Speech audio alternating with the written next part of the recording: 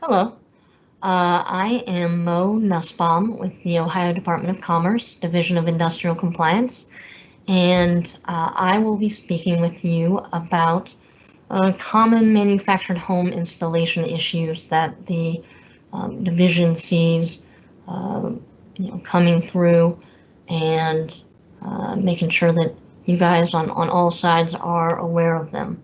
Um, Gary Whitaker, an investigator with the division, will also be giving you examples and have pictures with it, but I'll be talking about some of the issues that we see in the office and that we get complaints about. So, um, first, let me switch over to the PowerPoint that we got. And so again, I said, my name is Mo Nussbaum, and I'm with the Division of Industrial Compliance. Specifically, I'm an assistant division counsel there. And within the Ohio Department of Commerce, the Ohio Department of Commerce took over the manufactured home program in January of 2018.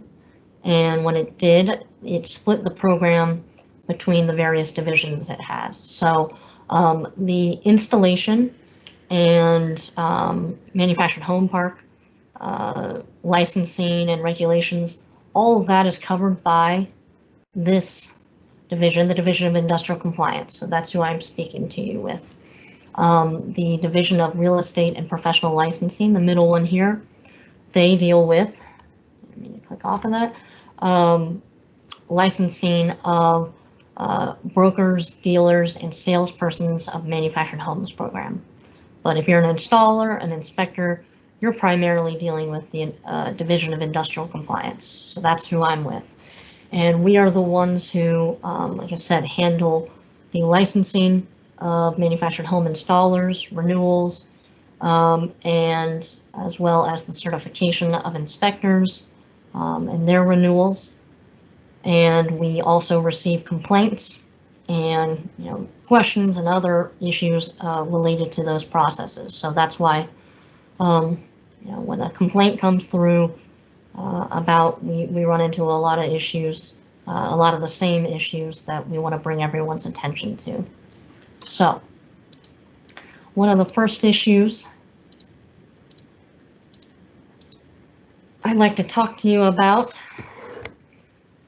are just the installation permits themselves, which we find that there's not a lot of, or there's been a fair amount of confusion or just not being aware of the time limits and what those authorize and what the permit does not authorize. So I want to make it clear for all parties involved. One, the manufactured home installation permit. That is the right to, install a manufactured home or mobile home in Ohio. So that is something that needs to be obtained prior to even the home being moved to the location. And it needs to be certainly done prior to any kind of installation work itself. And an installation permit is only good for 6 months initially, so 180 days. Then there is only one extension allowed of 6 months maximum that it can be extended to. So what we're talking about is at max, installation permits can be good for up to 1 year. We see on our seal report, which we've got a screenshot over on the left side of this screen, permits that have been open for multiple years, sometimes 3, 4, and we have some even that were on there that were still open, going back even past that, at least when we took over the program. That is a problem that we have been working with our inspection agencies on, and we're going to be pushing to get those, compliance within the rules taken care of. So generally, once it's expired, that permit has to be, the seal has to be returned and abandoned and sent back into the division. And, if they want to continue doing work for that installation, they have to apply and get a new permit. There's just no way around that. If there are questions about that, please call us. But right now, the rules just only allow for one extension, and so a maximum permit validity date of a year.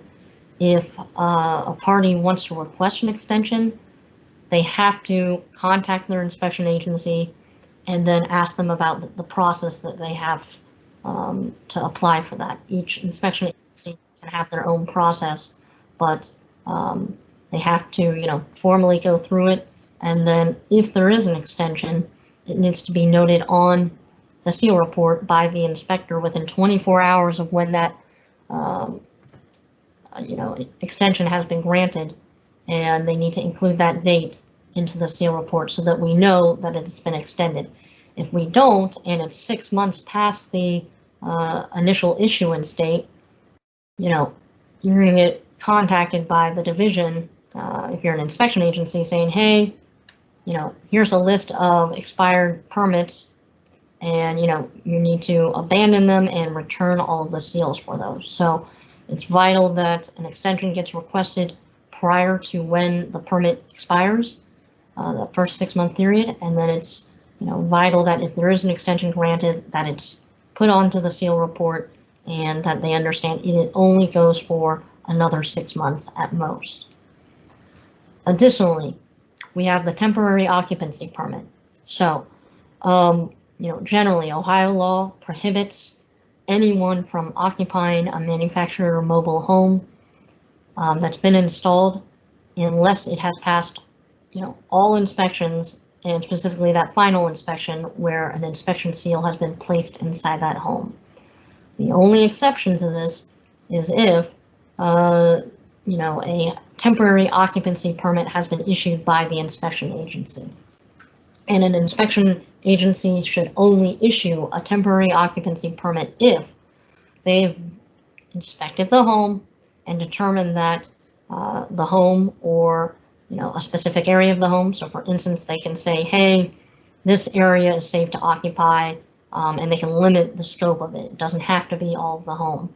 But the inspection agency has to have inspected the home and determined that it can be safely occupied and that no life safety hazards exist at that time, or are likely to exist prior to when the home passes final inspection. So one thing that we constantly see a lot of are people residing in homes that have not passed, the final inspection, particularly after the electrical service gets approved. You see people who move right in, and parks, manufactured home parks all the time where they have, they've promised or leased and contracted with a resident to move in on a certain date. But if the home has not passed a final inspection, excuse me, and excuse me, a temporary occupancy permit has not been obtained, they cannot allow that person to move in. It's unlawful, and the division can take action against them and anyone else who, allowed them, or was aware of it and allowed them to do it. We hear regularly at the division when we contact people who are unlawfully occupying the homes prior to a final inspection and passing it, is that, oh, well, the park told me it was okay. Well, the inspector told me it was okay. Or the installer told me it was okay after this point. But we don't see a permit entered into the seal report, which again, here on the seal report, it's this column, temporary issue date, that would show that. And so, that's not going to be allowed. So, make sure that one, if someone wants, ask, hey, can I live in this? That question needs to be given to the inspection agency. And again, each inspection agency is going to have their own process, but they need to have already inspected it to make sure that it can be safely occupied before they would issue such a permit. And then again, within 24 hours of issuance, it needs to be entered into that seal report so that we know if we get a report of someone living in a home that, a permit has been issued on it, a temporary occupancy. Again, the temporary occupancy permit is generally good for 6 months. Unlike the installation permit, it can have up to 2 6-month extensions. Why that is, to be honest, I don't know why that would be. The installation permit is supposed to cover the period of time where an installation work is being done. So once work is done, they should be requesting and receiving, a final inspection. But maybe, for instance, that there's an issue with, I can't even imagine, some final component that doesn't affect the safety of the home, that would, is being delayed, that prevents a home from, fully passing a final inspection, but all installation work has been completed. That's the only thing I can think of as to why you would have a temporary occupancy permit that could extend past the lifetime of an installation permit. But like I said, that's what the rules say. So that's what's permitted currently under the rules, and just make sure that you're following up, because we just are constantly dealing with people who are occupying their homes prior to when they should be.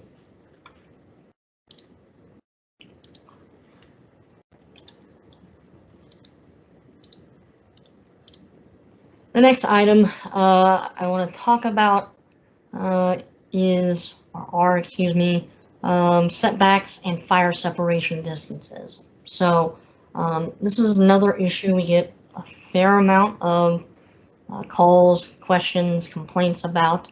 And so, one, as an installer, the installer is responsible for ensuring that the home is placed and set at a location on the lot or on the piece of property where it is in compliance with all setbacks and fire separation distances. So the installer needs to know that prior to, and it should be part of the installation permit application, is that they're stating what the setback and fire separation distance requirements are. And if if it's on private property, those are going to be set by the local authority, if there is one that sets such requirements. So if there's a local zoning authority, that's the most common one. Most of the time they have setback, fire separation distance, buffer zone, whatever you want to call it, requirements. And so prior to even, again, placing the home, because you don't want to place a home and then find out later that, oh, we need to bump it 5 feet one way or the other. It's costly and a real problem. So before you even let the home get to the site, you need to be checking with, if it's on private property, check with to see if there is a local zoning authority or any authority that would be setting, specifications on spacing and where homes should be located. A lot of times, if there is a local zoning authority, that means that a zoning approval or permit will need to be acquired. So again, that if there is one that needs to be acquired, it needs to be done prior to even applying for an installation permit, because that approval, if there is one, should be sent and submitted as part of the installation permit, letting the inspection agency know, hey, here's the the setback distances that we've got to be in compliance with, because the inspection agency needs to be checking those during the first inspection, that footing and foundation inspection. So as an inspector or inspection agency doing plan review and looking at this, make sure that you go and check to see whether there is a local zoning authority in the area, and whether any requirements are on there, whether a permit needs acquired, so that you can make sure that you're checking that when you do your first inspection. Just taking an installer or a homeowner's word at it, is not enough. You got to make sure that they are in compliance. If the home is in a manufactured home park, the setback and fire separation distance requirements are set by the division. So Division of Industrial Compliance, that's who I'm with. and it's in the rules. I specifically cited that rule, 4781-12-08. So again, if you are installing a home in a manufactured home park, before you place it, make sure you're checking the setbacks that are set forth in there and that you know what they are before you place it. And again, inspection agency, you need to be checking for those as well.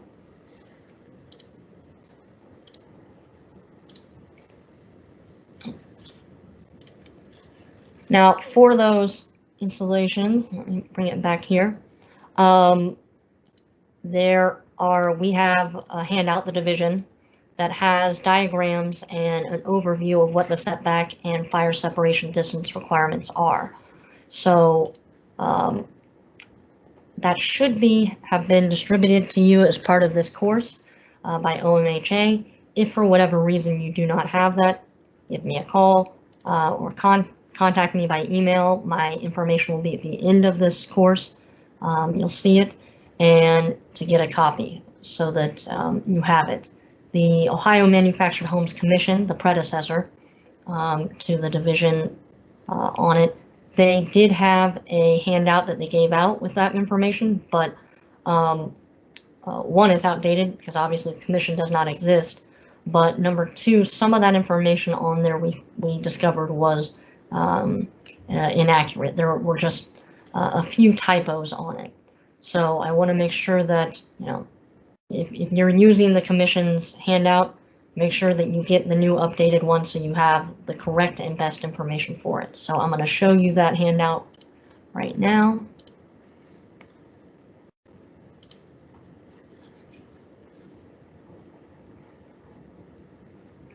Okay.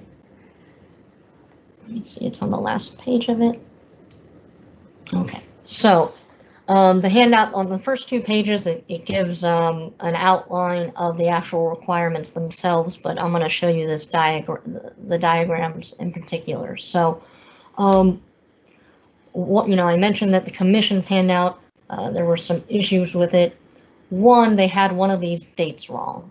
So I think it just was mistyped, but it makes a huge difference. The dates are the big deal. So my guess is that the reason that each date is matters in these situations are because when these regulations came into play. So the dates, one of the dates was inaccurate. The other big thing I really want to make sure that you're aware of is that the thing that dictates whether what set of setbacks and fire separation distances apply is not just when a manufactured home park was built, which is what the commission's form seemed to suggest.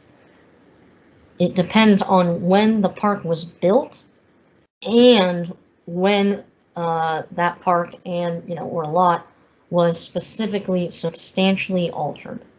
So it's not just the built date, and that's the big thing that you all need to take from this.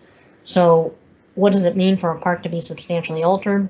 There's a definition in the rules of it, but generally, it's any kind of change in layout, change in movement of utility systems, an expansion if they add on new lots.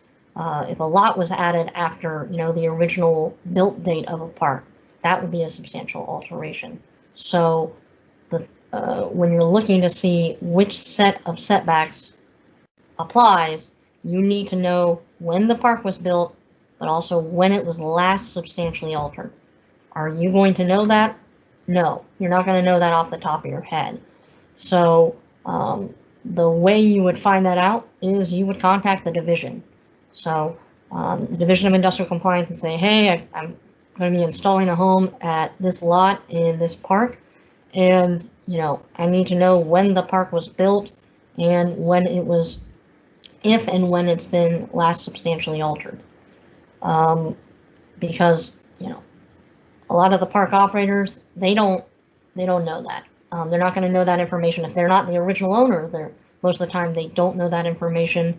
We've seen that owners have given us different dates of when the park was built as well. when they've applied for their license. So they're not going to necessarily know their built date, and you can't rely on what they told you. Number two is the substantial alteration. That is not something that, it's up to each park operator to determine whether they substantially altered a park and when they did so. That's the determination that only the division can make, because it's based off of a definition in our rules. So again, you may have a park that doesn't believe that they have substantially altered, but they have under the division's rules. So, if you are not sure and it's going to matter, in your situation, you need to call the division before you set the home to make sure that you know what those dates are and what category it's going to fall into. Now, the only reason you would not have to call us to check on that is if you want to just go to the strictest requirements, which are this set for manufactured homes built or substantially altered after June 30th, 1971. So if you make sure that you meet these standards set here, then you don't even need to call and check us. You know that you've hit the most stringent requirements that could possibly be required. So then you don't need to worry about it. It's a safe harbor type of thing. And to be honest, there's not a huge amount of difference between these requirements and the least stringent ones, which are talking about parks built before December 31st, 1960, and that have not been substantially altered at any time after this date. There's not a huge difference, but for some parks, what we've seen is that when the parks were originally created, particularly if they were built 30, 40, 50 years ago, they were built to fit in as many lots as possible, and the standard manufactured home being built at that time was considerably smaller than what is being built, the standard size of a home today. So we've run into a lot of parks where their layouts that they've got, when they get rid of a home that's been there for decades and they want to replace it, they can't with a new one. With today's sizes, they can't put it on there and have it fit and still hit the setbacks that are required. Just because, like I said, sizes of the homes have gotten bigger, which require the lots to be bigger. So it really needs to be something, just because it's an existing lot and there's a home on it, doesn't mean that putting a new home on there is going to fall into compliance with the setbacks. So you need to measure them and check them beforehand. Because for those parks that realize they have layouts that are not going to accommodate newer and bigger homes, they've had to just redo their layout, which is a substantial alteration to be able to comply with things. So it's really an important thing. We run into these issues all the time. And of course, what's the point of these setback and fire separation distance requirements? It's for safety. We don't want homes so close to each other or to other structures or auxiliary buildings, so that if one catches fire, it's just going to, go through the entire park. We also want them far enough off the street, off the roads, off the right-of-way, so we're not obstructing views. And, if a car goes off the road, we don't want them, boom, running right into a home. So there's a bunch of reasons that these need to be complied with. And the big thing I would say is just make sure that you're checking them on private property or in park. These are a big deal that we've been dealing with, and we're looking into them more and more. So make sure of it. And a lot of people have been told, and I think for some reason think that for these separation distances and setbacks that, it was done back in the 60s, this lot, and it was allowed then, and the existing distance between the home that was on there that's being replaced, that it was not compliant. That, if we replace the home, well, we're grandfathered in. That's not true. There's no grandfathering in. The rules say that if you are replacing a home, anytime you replace a home, they're going to be subject to, the newer, they don't get to continue to be not in compliance. They're going to be subject to the newer requirements. So there's also not, we hear a lot about variances. There is one variance process in the rules, and it's almost non-existent, the occasion that it's going to apply, because it applies to homes that were already in existence and sitting exactly where they're located today as of a certain date in 1995. It does not have anything to do with, and you cannot request a variance for the installation of any home that is going to be put on a lot, after 1995. So any home that you'd be installing now, there's no such thing as a variance to the setback or spacing requirements. So, be aware, grandfathering and variance process, it doesn't exist. Instead, these diagrams that we've got in this outline, those are the ones that apply. And if you've got any questions on them, call the division so that you aren't running afoul of the rules, and that you aren't getting the park operator in trouble as well, and creating, a heck of a lot more expenses by having to have someone move a home. So any questions on that, you just reach out to us.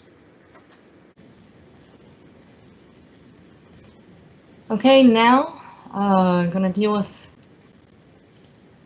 an issue that we've been seeing, again, a lot of misunderstandings about, and we still regularly get calls about this. So this is the issue of homeowner installations. So under Ohio law, the only persons or individuals who can install a manufactured home or mobile home in Ohio is a licensed manufactured home installer, except for if it is a homeowner installation. But the homeowner installation requires all of the circumstances over to the left here that I'm going to talk about. Every single one of those has to apply. If they do not, then a homeowner cannot do that installation. So to be, to fall into the category where a homeowner can install their own home, their manufactured mobile home, they must be the record owner of the real property on which the home is being installed. So you can't just take their word for it. You've got to check the records. You just go, almost every single county auditor in the state has an online property search that will show you who the record owner is. So one, if you're an inspection agency, I would require a copy of the property card from the auditor's website that show a current one that shows that they are the current owner, but I'd go and check it. Number two, the homeowner is the one who has to occupy the home after it is installed. So they can't be renting it out. They can't be, it can't be occupied by anyone other than the homeowner. Now, if the homeowner is the one who's going to live in it with other people, let's say, their family, etc., that's fine. But we get situations all the time where people say they're going to install it, and then this is for my son. This is for my buddy. They cannot do it. They have to be the ones occupying it, the home. And so, ask them to some degree. Yeah, you got to take their word for it. But, we get a lot of people who, when you ask the homeowner, are you going to be living in this home? They don't realize that that's a requirement. They, no, this is for my son. And then we tell them, well, then you can't install it. And then they go, oh, well, I'll be living there with him. And that's not, they already said they live somewhere else, and that's not going to be true. So if you've got a situation like that, that's where reach out to us about it if you've got concerns about, this occupation requirement. And number three, the home is not located in a manufactured home park. So there's no such thing as a homeowner installation in a manufactured home park. Even if you had, a person who owned both the manufactured home park and the home, it doesn't matter. That is not permitted under Ohio law. So it's got to be a situation where they are on private property. The big thing we keep hearing for some reason is we've been having people who are, homeowners installing their own homes, and they think that for some reason that also exempts them from having to get an installation permit, which is not true at all. So even if you don't need a manufactured home license, installer license, you still have to get a permit, or an installation permit for every single installation of a home. So, if you hear that, make sure to correct it. And I will say the other thing we are hearing about is you have homeowners where they think it constitutes a homeowner installation if it's, well, hey, I own the home, I own the property, and I'm just going to subcontract out the work to someone else. That's not a homeowner installation. That's a normal installation where if you want to subcontract it out, that's fine, but it's got to be to a licensed installer. So, unless the homeowner is doing every part of that work, it's not a homeowner installation. So that's the big thing that you need to be aware of.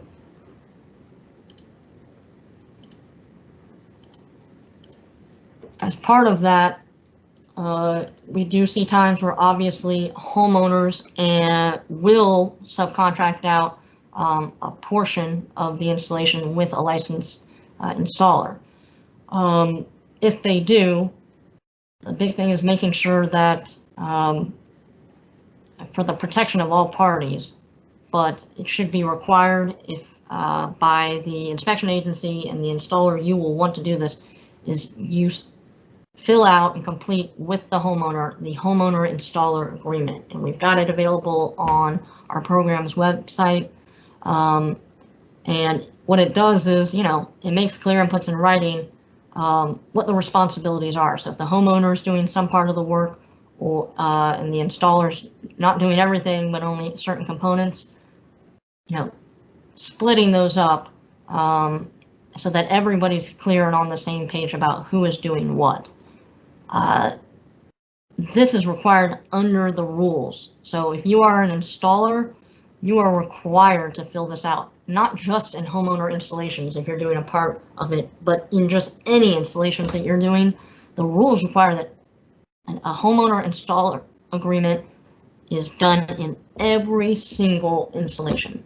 So inspection agencies, you need to be requiring a copy of these when there is a permit submitted, and installers, you need to be making sure so that there's not discipline or other consequences for not doing this. And there's a couple things with this agreement. One, make sure you fill out the whole thing completely. So we keep seeing over here on the, let's see if you can see my pointer, this part, this is where it says, hey, listed below is the basic scope of work involved in the installation of the home. The person performing the work must initial that portion. So we'll see somewhere like, there's a couple checks or, initials, but not all of the required ones. So like application for permit, they just don't even put down who's doing it. No, it's got to be one or the other. And you got to make sure all of the required ones are absolutely that someone, takes responsibility for it, because the whole point is to make sure that there's clarity about who's doing what. So you can't leave them out.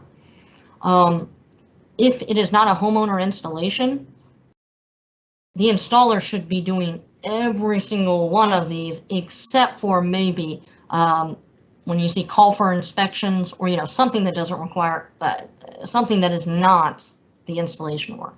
So application for permit, who's responsible for calling for inspections, that is something a homeowner can do. But we see ones where it's not a homeowner installation, an installer is doing everything, and then they've got the homeowner saying that they're doing the plumbing connections or something, which that's not allowed. So make sure that you complete it all, and that if it's a normal installation where the homeowner is not doing any work, that the installer is taking responsibility for all of that. So make sure you've got that and turn it in. It protects everyone, because if a homeowner then calls in and wants to make a complaint about an installer, this is a way. Well, hey, look, the homeowner installer agreement shows that installer never agreed to be responsible for this, or it says the homeowner said that they were going to do the anchors or the plumbing work. So it's vital, and even if you don't want to, it's required. So make sure that you're doing that.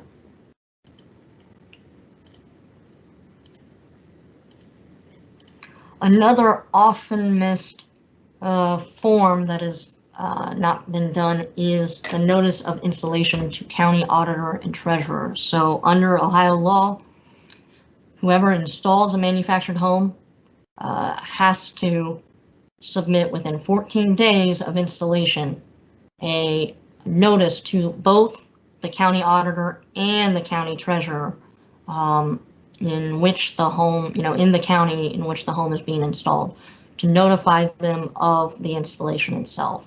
So again, this is a form. The form on the right is available on our program's website. And make sure that you're doing one for every single one. If you've got more than one installer handling it, or if the homeowner is doing the part or some of the installation, make sure that you're clear about who's going to be sending in that notice of installation. Again, this is required by rules for all licensed installers. You have to be the one. You are responsible for turning it in. So even if you have a homeowner who says, "Oh, I'll turn it in," if they don't, it's going to fall back on you. So you need to make sure that that gets in and submitted for it. So form is on the website, and you'll notice in the homeowner installer agreement that I talked about in the last slide, on that form is a checkbox, a line for who is going to be handling the notice of installation to the county auditor and treasurer. So again, make sure that that's delegated out to whomever from the get-go, but ultimately the installer is responsible for it if it does not happen.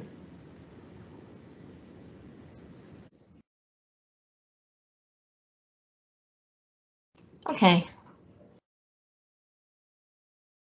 All right, now the next topic we've got is a big one. It is installations in special flood hazard areas. So the rules say that, 1, prior to the initial installation of a new or used manufactured home, the installer is responsible to determine whether the manufactured home site lies wholly or partly within a special flood hazard area. So it's a big deal whether a home is going to be installed in a special flood hazard area, also known as a 100-year floodplain, because anytime a manufactured home is going to be installed in one, there are a lot of additional considerations, limitations, and requirements that come into play, coming from the federal, state, and local level. So the first thing is identifying whether the home is going to be installed in such an area. And as you can see, the rule makes it the responsibility of the installer to determine that. And one way to do that, the easiest way to do it, is FEMA has a website where you can enter in the address, and that website is down here at the bottom, where you just enter the address of where the home would be installed, and it's going to tell you. It's going to plot it on a map, the address, and it's going to show you whether it's sitting in a flood hazard area or not. So at the beginning, before even a home is moved or located to a place that it's going to be installed, 1, the installer or the homeowner needs to get an installation permit, and at that time, that's when the installer and the inspection agency must verify whether it's in a special flood hazard area. And it's not enough that I've seen on some inspection agencies' forms on the permit application, they have just a checkbox. Is this home going to be installed in a special flood hazard area? Yes, no. And they just accept whatever the answer is. And it's got to be more than that. You got to verify it. Not just because, well, maybe the homeowner and the installer doesn't know, installer needs to know, but like I said, it changes the entire thing if it's going to be in a flood hazard area. So there's got to be verification by both the installer and the inspection agency. And the best way to do that, the easiest way to do that, is when the installer submits the floodplain permit, or excuse me, the installation permit, they must submit a copy of a map from FEMA from this website, which shows whether the address is in that area or not. If I'm the inspection agency, I would require that as part of my permit application, and then, you don't need to double check, you can see it right then and there.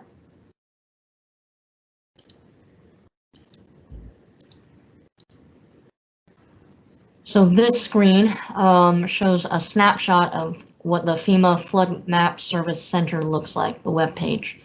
As you can see right in the middle of the page, tells you to enter an address. That's where you enter in the installation address, and at that place you press search.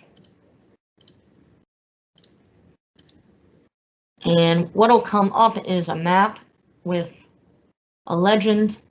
It's not, the legend isn't in the shop, but you're going to see a map, and it's going to show where the location is. So this red marker right here, that's the address that I entered, for this specific search. And then, as you can see, this one happens to be in a Zone AE flood hazard area, and you can see right here, this is the BFE, the base flood elevation. One of the many big things that come along with installations in flood hazard areas are obviously elevations. Making sure that the home is going to be elevated up to a height that is protected, has been determined and calculated to be safe from flooding, should that happen. So hopefully the map that comes up is going to show you this information. Occasionally you run into locations that FEMA or floodplain authority has not mapped out, and that takes a little more effort and searching to find those numbers. But this one, pretty easy. It does happen to be in a floodplain, and here's the BFE right there. So here you'll see in the middle part it says floodway. Generally, you're not going to ever want to install a manufactured home in a floodway, an actual regulatory floodway. To do that, already there's an additional expense if you're doing anything in a special flood hazard area, but if you go in a floodway, you got to have a bunch of extra analyses that are performed, hydraulic, and hydrologic, I think. A bunch of just basically extra professional work that probably adds on thousands of costs at a minimum to be able to determine, how the home can be set in a safe and compliant way. So, here we go. And this is, once you get to the map, it's gonna, they have an option on the website where you can download, it's called a firm.et. And that's what you're going to want to download and attach to your permit application. So I said, make sure before you set the home there that you know whether it's going to be in a flood hazard area, because we've seen some people, they've already moved and relocated their home to an area, then they find out it's in a flood hazard area, and they realize they either can't do what they're wanting to do or that the cost is prohibitive. So then they already have to have another additional cost just to move it out of there. So it's not something you want to find out after you've moved the home. So you really need to check beforehand. Here, I had said you'll see the legend over here, which explains the information that's on the map. Again, here's the identification of the address I put in for this example. This happens to be the Division of Industrial Compliance. not in a flood zone, so that would be good.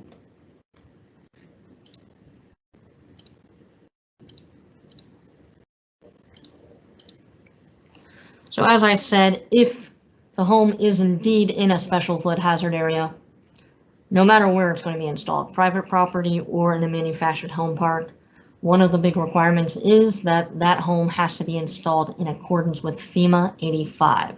That is a FEMA publication. If you just Google FEMA 85, the image to the right is going to, that publication is going to pop up. And the image to the right is the cover of it. So, as I said, when you're dealing with a home in a floodplain, we've got increased requirements. And if you're installing a home, you need, in a flood hazard area, you need to have this guide, you need to follow it and make sure it's in accordance with it. If you're an inspector, you need to make sure that that's how you're analyzing and inspecting the home to make sure it fits with that, with those requirements. I also have down that, you know, in addition to FEMA 85, you need to check the manufacturer's installation instructions. If those are, you know, if we've got a new home and that's what we're dealing with, or anytime you're dealing with a foundation type of product, a support system product, look in their installation instructions and see whether they say, you know, the product or the home, what kind of requirements they have and whether the designs and specs they have are appropriate for special flood hazard areas or being installed in a floodplain. A lot of times you'll run into support systems or foundations that say, hey, these are not intended to go in flood hazard areas. So it's really going to have a huge impact on the installation itself. So check all of that beforehand. In addition to having to comply with FEMA 85, any installation in a special flood hazard area is also going to have to be in compliance with the applicable floodplain authorities requirements. So, you know, what that means is there's going to have to be a floodplain permit that is obtained from a floodplain authority. And the question is just who that floodplain authority is. So, as you can see here, if the installation is on private property, then the floodplain authority is going to be a local floodplain administrator. And to find the one for your area, you need to go to the website that I put on there, the Ohio Department of Natural Resources. They keep an updated list of all local floodplain administrators within the state. Now I said updated, but sometimes it's not the most up to date, or you can end up calling the local floodplain administrator and the person says, well, actually I just retired, or you know, I don't handle that anymore, and you can't find out who you have. So anytime you're not sure, that's when you need to call that ODNR floodplain line that I put in there. And if you do that, they're going to be able to help you and locate exactly who you need to get in touch with to get that floodplain permit for the installation on a piece of private property. Now, in a manufactured home park in Ohio, the applicable floodplain authority is the Ohio Department of Commerce, Division of Industrial Compliance. So that's where I work, that's where I'm from, and the person in charge who typically handles these is Bryant Hillman. So he handles development and floodplain permits. I put his name and contact information in this slide as well. So if you've got, you know, a home being installed in a special flood hazard area that happens to be in a manufactured home park, first thing I'd do is go to him. He's going to get you the forms you need for the floodplain permit and let you know what the requirements are. And to give you an idea of what those requirements are, let me pull up what I've got.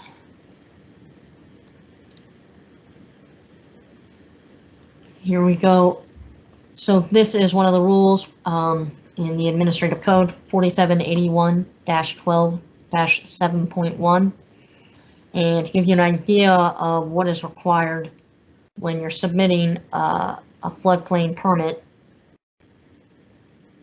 it's a lot more stuff. It's not just, so in addition to the installation permit, you now have a floodplain permit as well. So as you can see, at a minimum, anytime you're installing a home in a floodplain in a manufactured home park, you're going to be providing this type of information. Giving us all information about the work or the replacement of the home in there. We will need all technical information relative to the elevation, types of fill materials, and methods of anchoring, blocking, elevating, or supporting the manufactured home, in addition to any auxiliary buildings or additions. We will be checking FEMA 85 to make sure that it complies with that. And the technical information relative to elevations, that's a big one. We need to know what the existing elevations are and where you're going to elevate it at once it's installed. Method of preventing flotation or lateral movement by floodwaters of service facilities such as electrical, heating, and cooling systems. So this is where we want to understand how you're going to be protecting those utilities from flooding. And there's basically two ways of doing it. One, you elevate it to the BFE. So you elevate all components of these utility systems up to the BFE, and then it should be at a place where it is safe from flooding. Or any components that are beneath the BFE, those are the ones that have to then be consist of construction materials that are on an approved list that is put out by FEMA as to being safe and resistant to damage and alterations by flooding. Because if it's below the BFE, then it's got a higher chance of getting actually having to come into contact with flood water, and it's going to need to be protected even more. The big thing that comes with it is this part.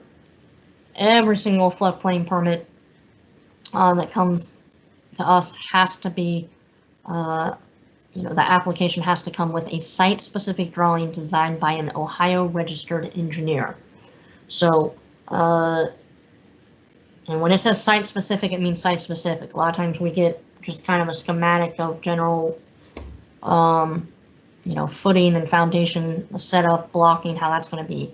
No, it's got to be an engineer designed, drawing of the site with elevations and everything, showing us everything that's going to be on there and, the proposed elevations and everything like that. So, like I said, that's going to be more costly because the fee for this permit is just $50.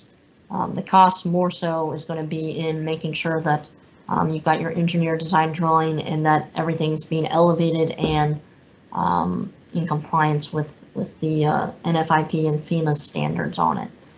So this is just an idea of some of the things that are required.